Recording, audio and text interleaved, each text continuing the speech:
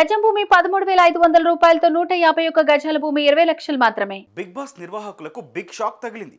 Season 7 finals తర్వాత జరిగిన పరిణామాలు పెద్ద సమస్యని తీసుకొని వచ్చాయి. ఇప్పటికే విన్నర్ పల్లవి ప్రశాంత్ జైలుకు వెళ్లి బయలుపై తిరిగి రాగా తాజాగా ఆ సెగ కాస్త బిగ్ బాస్ నిర్వాహకులకు కూడా తగిలింది. బిగ్ బాస్ 7 ఫినాలే సందర్భంగా జరిగిన విధ్వంసంపై వివరణ ఇవ్వాలంటూ షో నిర్వాహకులకు నోటీసులు జారీ చేశారు.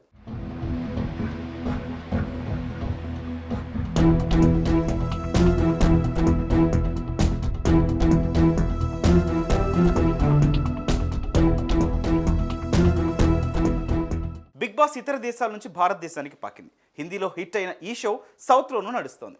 బిగ్ బాస్ షోను Endemol Shine India private limited నిర్వహిస్తుండగా హిందీలో బిగ్ బాస్ హిట్ అవ్వడంతో తెలుగులో బిగ్ బాస్ మొదలుపెట్టారు. తాజాగా సీజన్ 7 గడిచింది. ఇందులో రైతు బిడ్డగా వచ్చిన కామనర్ పల్లవి ప్రశాంత్ విన్ అయ్యాడు. ఇంతవరకు బాగానే ఉంది. కానీ ఫినాలే అయిన తర్వాత అన్నపూర్ణ స్టూడియోస్ వద్ద జరిగిన రచ్చ అంతా ఇంత కాదు. సెలబ్రిటీల కారు అద్దాలు పగలగొట్టడం, ప్రభుత్వ ఆస్తులు ధ్వంసం చేయడం లాంటివి చేశారు.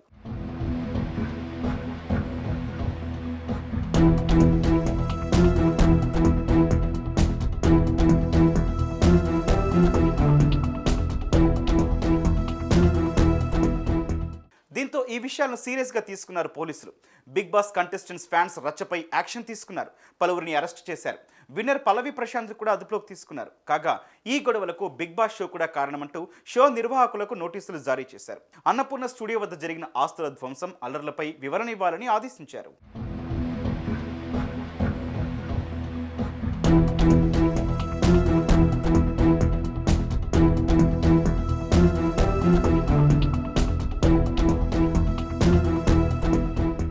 బిగ్ బాస్ షోను Endemol Shine India private limited నిర్వహిస్తోంది.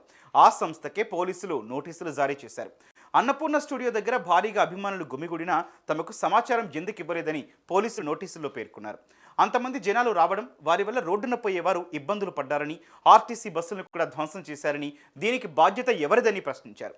వీటన్నింటికీ సంబంధించి త్వరలోనే వివరణ ఇవ్వాలని నోటీసుల్లో పేర్కొంది.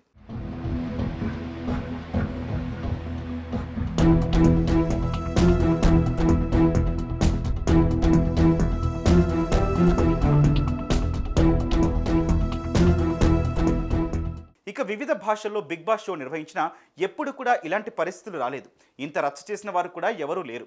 ఈ సీజన్లో రైతు బిడ్డ పల్లవి ప్రశాంత్ విన్ అవ్వడంతో అంతలా జనం గుమిగూడారు. ఫలితంగా ఆ మాత్రం రచ్చ జరిగింది. దీంతో ఇప్పుడు అందరూ తలలు పట్టుకునే పరిస్థితి వచ్చింది.